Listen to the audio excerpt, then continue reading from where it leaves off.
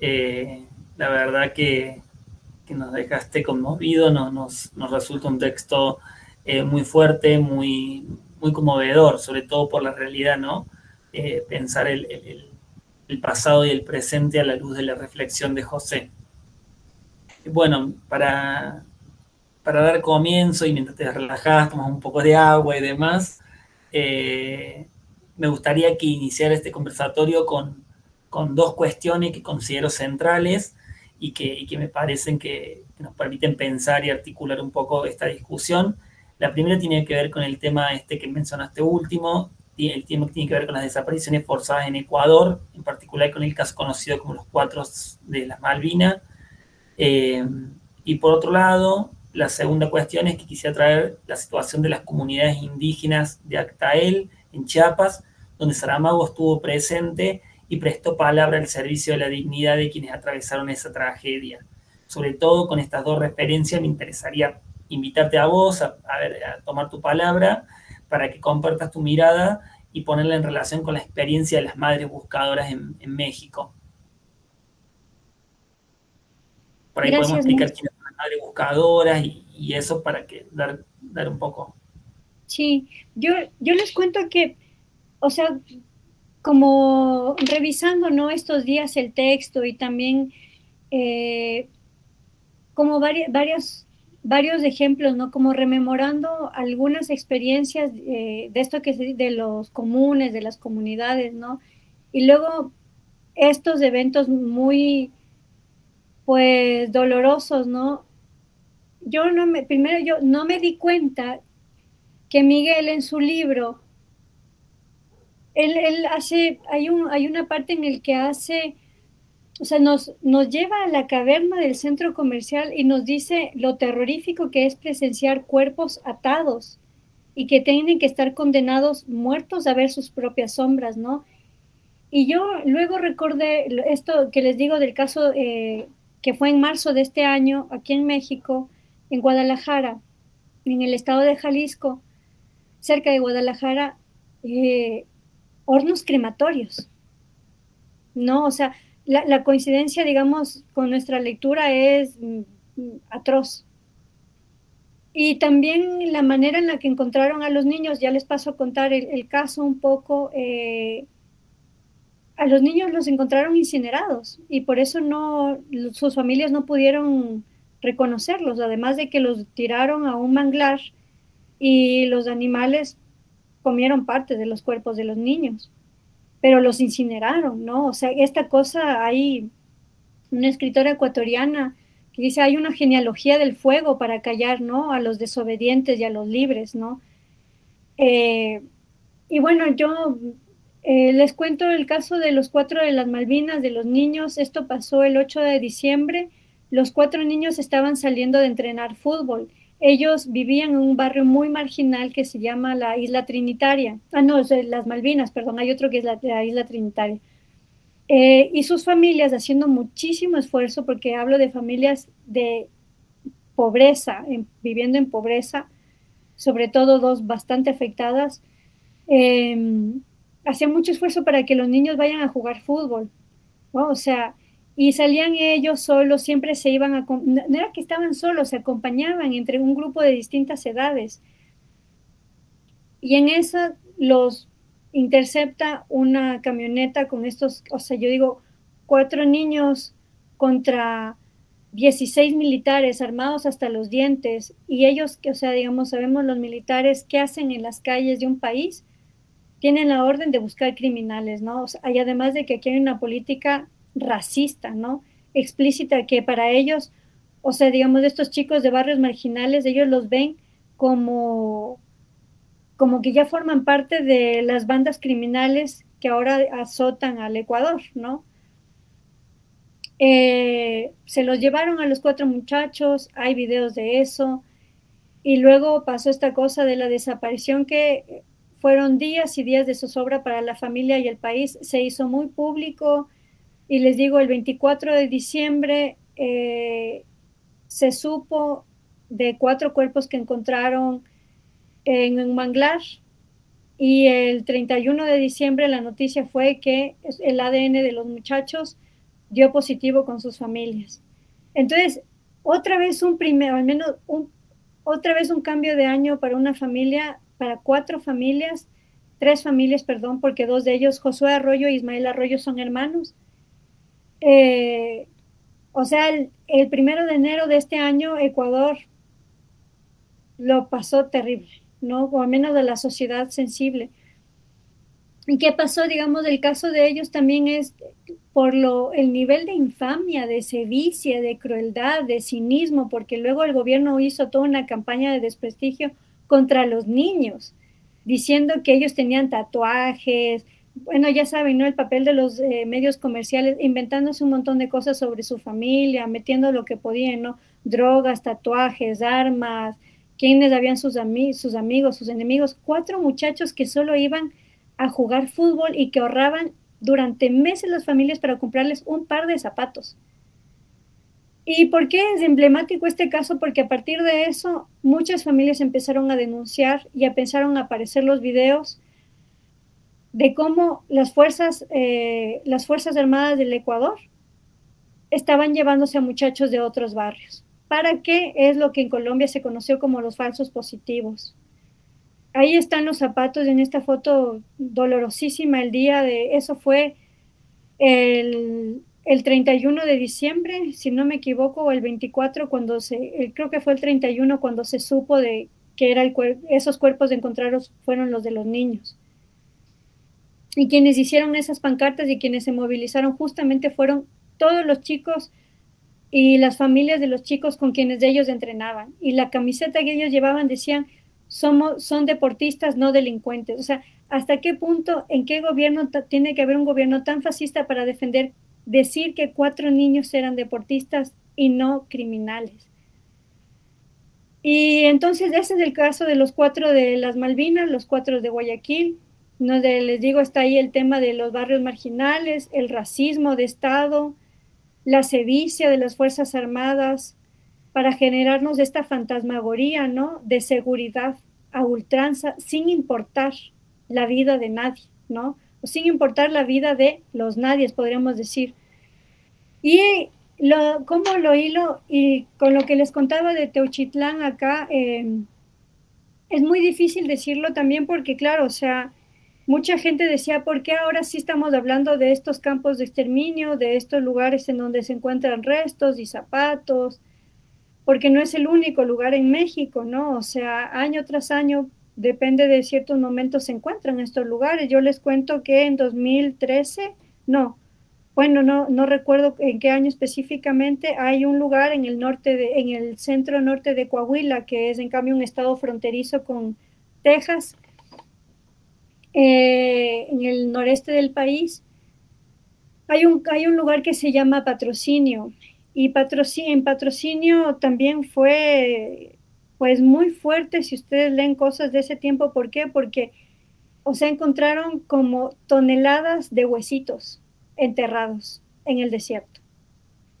Y eso, me disculpo por no darles la fecha exacta de qué año fue, no recuerdo, o sea, si es que es 2019, sí, 2019, hasta el día de hoy, las buscadoras que encontraron, pero que gente de ahí, de cerca de ese lugar de Patrocinio, les dio la voz. O sea, dijeron: vemos cosas raras, escuchamos gritos en la madrugada.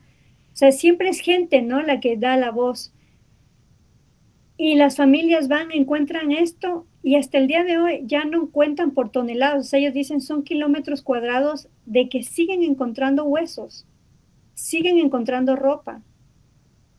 Y yo como hilo todo esto con la pregunta que tú me haces, Maxi, de las madres buscadoras, ¿no? Las madres y los padres, pero claro, son muchas más mujeres las que buscan a sus familias. Yo esto lo hilo como con la resistencia, ¿no? O sea, frente a una cosa tan atroz, tan brutal, que es la desaparición, que acá en lo del campo cercano a Guadalajara las familias lo llamaron un campo de exterminio, porque son cientos y cientos de personas que ahí les hicieron perder la vida de maneras brutales.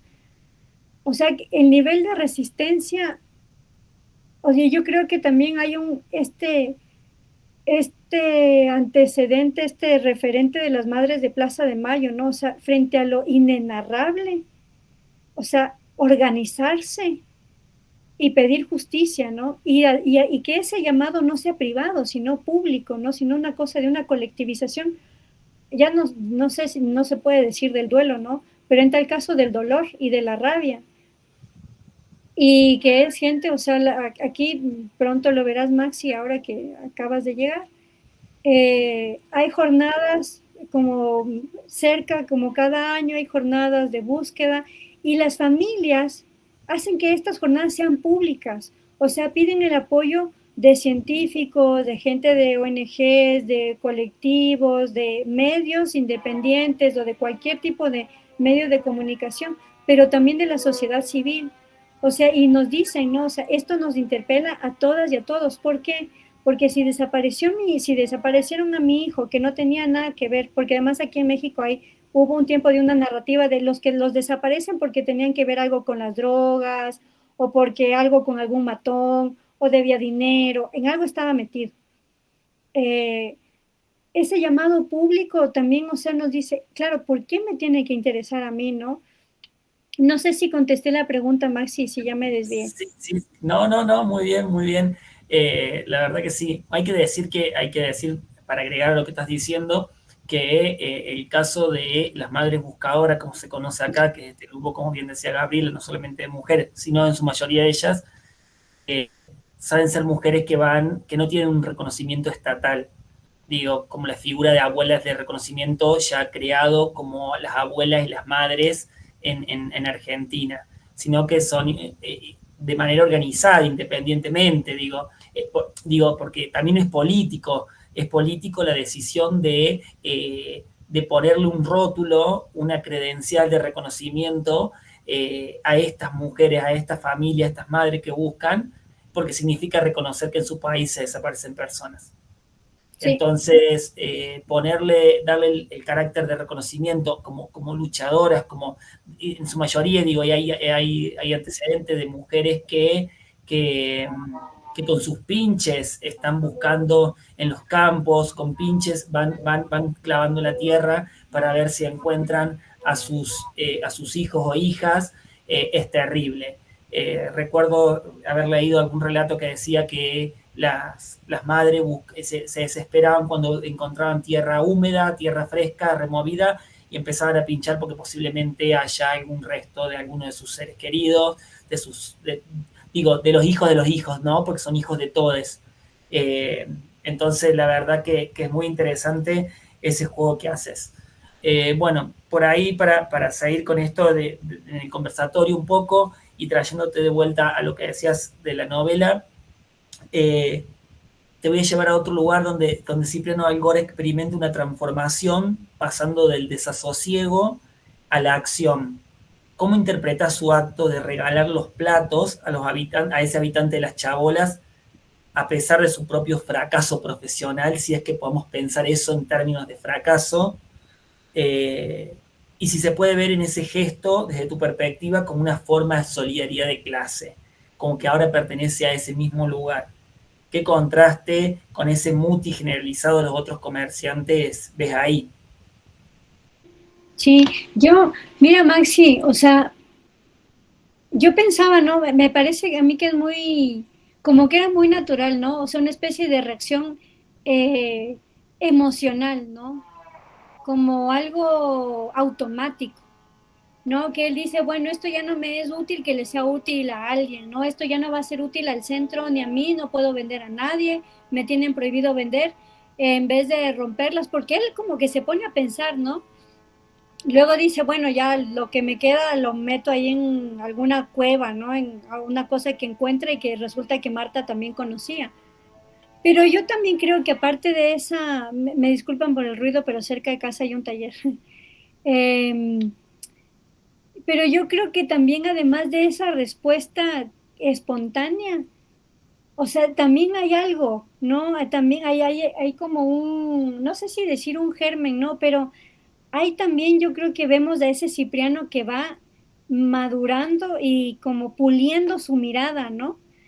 Eh, porque yo sé, yo cuando les digo, o sea, a mí me llamaba la atención en la primera lectura que hice de La Caverna, que yo también me indigné, ¿no? Decía, pero ¿cómo los otros, si también les van a hacer lo mismo a los otros comerciantes, no recibir sus cosas, cómo nadie dice nada, ¿no? Y recuerdo que en una conversación Miguel y creo que era también Silvia decían, o sea, es que ellos si dicen algo, pues también se ven contra la pared.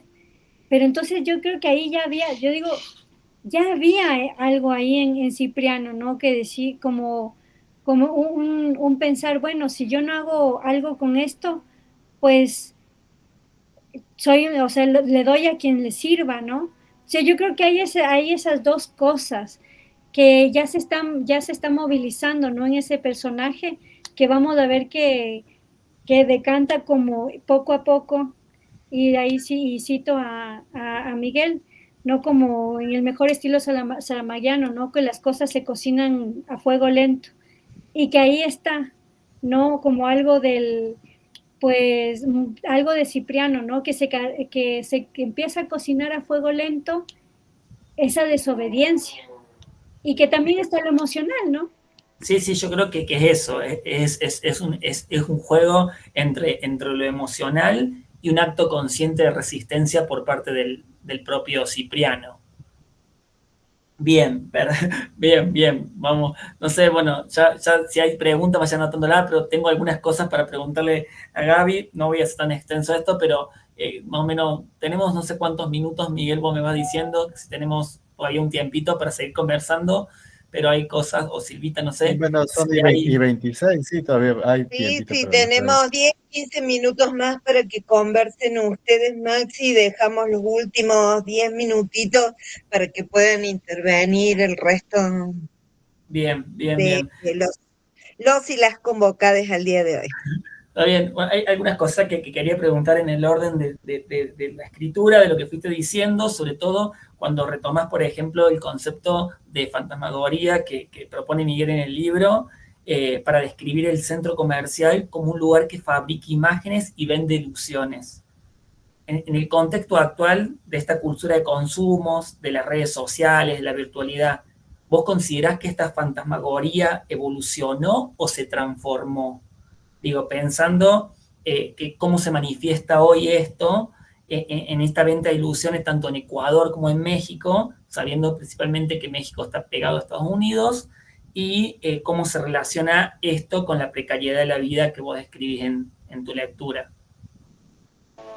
Sí, yo no sé, ¿no? Yo creo un poco, ¿no? Con esta revisión de qué pasó en Ecuador en el 99 al 2000, eh, o sea, y con esta mirada, ¿no? De los 25 años de la publicación de La Caverna, yo creo que se volvió como que la máquina aprendió, ¿no? La máquina también aprendió y se complejizó. O sea, pero yo no sé qué tanto ha evolucionado, ¿no? Pero sí es bien, o sea, es una cosa bien compleja lo de las fantasmagorías. O sea, porque me pongo a pensar, eh, México ya lleva más de 20 años de, pues digamos, como de intentar luchar contra el crimen organizado, ¿no? Eh, Son más de 20 años que este país ha padecido la violencia criminal. Y Ecuador, para Ecuador es muy inédito. Y claro que son historias muy distintas, pero yo, claro, me pongo a pensar sobre todo en el tema de la securitización, ¿no? O sea, con, con todo lo complejo que es, o sea, se debe decir que aunque, por ejemplo, ahora este país esté gobernado por un partido que se autodenomina de izquierdas, lo cierto es que está militarizado. Entonces, es muy interesante, ¿no? Cómo hay, no sé si podría decir que hay esta fantasmagoría de, se me puede criticar porque, digamos, habría que alguien que piense distinto, no me podría decir, bueno, Gabriela, estás equivocada, pero, o sea, ¿cómo es que los militares que se sabe en otros gobiernos que continúan haciéndolo, violan derechos humanos cada tanto en distintos estados de este país? O sea, por ejemplo, el caso de Ayotzinapa, yo no sé si escucharon de los 45 normalistas de Ayotzinapa, fue el ejército mexicano, ¿no? El gobierno de ese momento era del Partido Revolucionario Institucional, que está, sobre todo, digamos, que está en las derechas, ¿no? Pero claro, por ejemplo, ahora, o sea, no hay culpables, ¿no? Y tanto, entonces, a lo que quiero ir más allá de entrar, ¿no? En la cuestión ya de la política y los partidos, ahí está como, para mí, como esta especie de fantasmagoría de la seguridad, ¿no? O de que ya no tenemos estas masacres, ya no hay este tipo de violaciones tan atroces, ¿no? Pero lo que pasa es que siguen sucediendo a escalas menores, o sea, lo de Teuchitlán, aunque no hayan sido militares, hay policías involucrados ahí, hay políticos involucrados ahí, y están, o sea, digamos, si alguien me podría escribir, Gaby, pásanos un enlace, ya están esas investigaciones en pie, en curso. Entonces, o sea, yo digo, claro, como que la cosa se vuelve bien compleja, ¿no? Y en Ecuador yo creo que es mucho, como es más pequeño, es más notorio. Entonces, por ejemplo, ¿no? En Ecuador, el actual presidente, ¿no? Que por cierto, acabó hace unos días, no firmó, no sé si era un decreto, bueno, un acuerdo en la ONU para una acción más desde la ONU para que, digamos, se pare el genocidio en Palestina, decidió no firmarlo. Eso les dice como hacia dónde va el gobierno dónde está el gobierno de Ecuador. Pero, por ejemplo, ahí la fantasmagoría es la de la securitización, ¿no? Es como, mientras haya militares y policías en las calles, vamos a estar bien. Pero mientras tanto, en el campo ecuatoriano y en las ciudades, la gente está viviendo cada vez peor por un montón de cosas, ¿no? O sea, igual el desfinanciamiento de la salud pública, desfinanciamiento de la educación pública, se está rifando el campo ecuatoriano, o sea, como nosotros sabemos decir, como a precio de huevo podrido. Entonces, yo creo que la fantasmagoría actual en estos dos países se ha vuelto mucho más compleja, porque también, o sea, la precariedad no respira. Entonces, claro, y en la doctrina del shock en Ecuador dices, claro, o sea, ¿qué voy a hacer? Voy a cuidar mi metro cuadrado, ¿no? Y si hay militares afuera, pues con que no entren a mi casa, ya está. O sea, bueno, lo digo de una manera como muy por encima, ¿no? Sí, no sé si respondí tu pregunta, Maxi. Sí, la verdad que es interesante cómo se va transformando o reconstruyendo estas políticas en el orden de lo neoliberal y cómo se van reestructurando en función de sus intereses y necesidades políticas. Digo, y pienso esto y pienso en el tema de la criminalización de la pobreza, de cómo cada vez más se está poniendo en consideración que siempre son los naides, como decías vos bien en el texto, ponen en discusión y se ponen siempre como la figura para revisar, ¿no? Que digo que esto tiene mucho que ver con el rol que juegan los medios de comunicación y el imaginario colectivo que hay sobre esta construcción. Digo, no sé cómo lo lees vos, al menos de los medios, cómo presentan esto, ¿no? Cómo se presenta esta criminalización. Cómo se ve en el orden de la seguridad, en el orden de pensar esta nueva comunidad que tiene que ver con este tipo de cosas. Ay, ¿me puedes repetir lo último? Sí, digo, esta idea de cómo juegan los medios de comunicación, cómo juegan los medios de comunicación en la construcción del imaginario, este colectivo que hay a la hora de pensar esta criminalización de la pobreza, digo, como vos exponías en tu trabajo. Sí, o sea, bueno, en Ecuador y acá también en México, o sea, los medios de comunicación masivos para vender explotan las imágenes de quienes, digamos, no tienen sus medios propios, ¿no? Y por eso yo creo que en toda Latinoamérica y seguramente en otros lugares, yo no sé, no me consta ahorita en Argentina, pero creo que sí, hay un boom, ¿no es cierto?, de medios alternativos, independientes y de todos, o sea, Instagram, blogs, lo que sea, podcast y todo. Pero claro, o sea, digamos, hace 25 años eso no existía, ¿no? Estaba todo en manos de monopolios.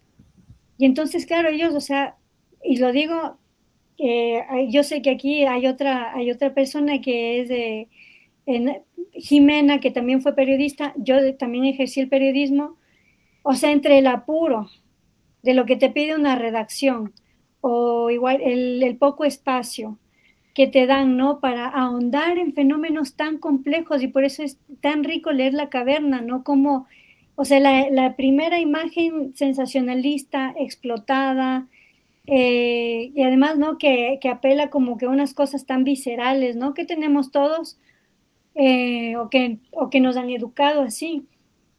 Luego, como ese desentrañar no está en los medios de comunicación masivos, porque no conviene. No, y solo no que no conviene, ¿no? Sino que te van a decir, bueno, es que no tenemos tiempo para analizar, no tenemos tiempo para lo otro. Yo me olvidé de mencionar a Acteal en la primera pregunta que me decías, Maxi. Y por ejemplo, claro, ¿no? Acteal, primero toma en cuenta que, por ejemplo, cuando sucedió eso, la masacre en la que un grupo de paramilitares que tenía, o sea, coludido con el Partido Revolucionario Institucional, mataron a 45 personas, incluidos niños, neonatos y mujeres embarazadas, de una manera, o sea, cruelísima. Era gente que estaba rezando en una iglesia, y los mataron de rodillas. Mientras, además, gente que está organizada desde el pacifismo, el creer en la teología de la liberación, bueno. Y claro, primero imagínate, o sea, que nadie regresaba a ver a las comunidades del sureste mexicano. O sea, hace 25 años Chiapas era la última rueda del coche de este país enorme. Y luego eran personas que en ese tiempo nadie les daba cabida, ni voz ni nada. O sea, porque encima más te decían, es que nosotros no entendemos idioma, el tzotzil, ¿no? Entonces, claro, los medios de comunicación en ese tiempo y en YouTube hay un documental, hay un reportaje que yo creo que sí se puede encontrar. Le dicen Acteal 1997 y es solo un reportero que se metió a las comunidades, pero claro, era uno contra una maquinaria enorme de los medios de comunicación que está y sigue estando en las manos de los monopolios de acá de México. O sea, un periodista contra todos ellos, pero dejó el testimonio, ¿no? Entonces, claro, el papel de los medios de comunicación en la criminalización de la pobreza es decisivo. Es decisivo porque, por ejemplo, en Ecuador, en el caso de los 4 niños de las Malvinas, al inicio todos decían, se dice, o sea, además, claro, como con estas personas de los barrios marginales o de comunidades, ¿no? Aisladas de las metrópolis, como que se les hace que ellos no se pueden defender y nadie va a estar al lado de ellos, ¿no? Entonces, los medios de comunicación recurren no solo a lugares comunes, sino a esta figura del desprecio, ¿no? Se dice que ahí no hay ni el debido proceso, no hay la corroboración, no hay la verificación. Entonces, de los niños se dijo todo en medios de comunicación. Entonces, yo sí creo que, y lo que ha pasado lamentablemente, que pues la comunicación masiva en estos dos países juega un papel importantísimo en la criminalización de la pobreza y en reproducirla, ¿no? Entonces, sí. Perfecto. Sí, justamente te iba a traer de nuevo a la figura de Cael, sobre todo por lo que significa para nosotros como lectores y lectoras de Saramago. Siempre la palabra Chiapas ha sido una palabra de reivindicación, de ética. Siempre ha cobrado una fuerza en nuestra cátedra, porque digo, siempre teniendo como faro lo que decía José, la palabra Chiapas la llevaré hasta el último día de mi vida en mi boca. Entonces era una reivindicación de la humanidad misma.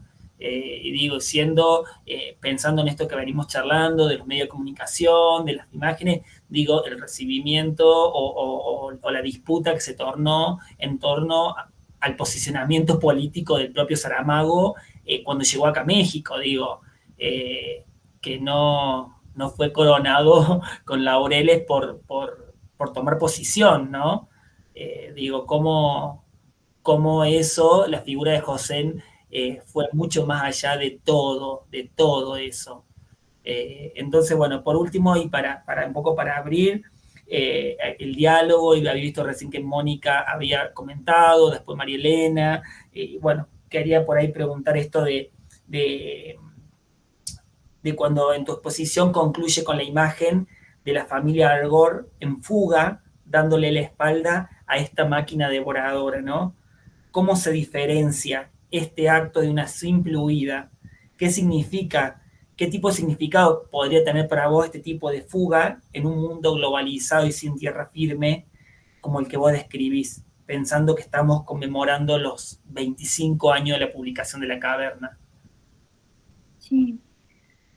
Em, yo creo que es una de las cosas, no sé cómo, cómo ustedes lo leen, ¿no? Pero para mí es una de las cosas, creo, más difíciles de, o sea, por inquietante, por desconcertante de la novela, ¿no? Como, ¿y ahora qué? O sea, ya vimos, ¿no? Ya descubrimos, ya nos queda claro, ya sabemos, ¿no? ¿Qué es esa caverna? ¿Qué es ese centro? Y lo que pasó con la vida que conocimos, o al menos cuando nos ponemos, ¿no? Ahí en los zapatos de todos los personajes. ¿Y ahora qué, no? Y yo, ¿sabes lo que pienso, Maxi?